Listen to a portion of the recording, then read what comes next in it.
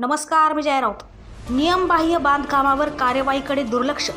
न्यायालयाच्या स्थगितीनंतरही काम सुरूच. नांदेड शहरातील गुजराती कॉलनी परिसरात नियमबाह्य बांधकामाचा गंभीर प्रकार समोर आला आहे.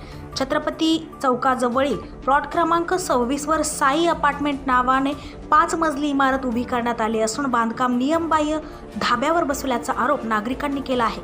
याबाबत महानगरपालिकेकडे तक्रारी आणि कायदेशीर नोटिसा देऊनही कार्यवाही न झाल्याने प्रश्नचिन्ह निर्माण झाले आहे. याच बिल्डरकडून प्लॉट क्रमांक 8 वर 6 मजली इमारतीचे काम सुरू करण्यात आले आहे. सुरुवातीपासूनच कॉलनीतील रहिवाशांनी आक्षेप घेत न्यायालयात धाव घेतली. न्यायालयाने बांधकामास स्थगिती दिली असतानाही प्रत्यक्षात काम सुरूच असल्याचा आरोप स्थानिकांनी केला आहे.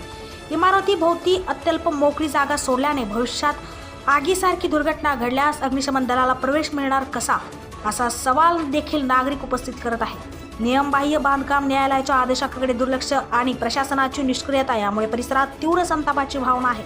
वाढत्या महागाईच्या काळात घराचे स्वप्न पूर्ण करताना नागरिकांची फसवणूक होऊ नये यासाठी संबंधित प्रशासनाने तातडीने कार्यवाही करावी अशी जोरदार मागणी होत आहे.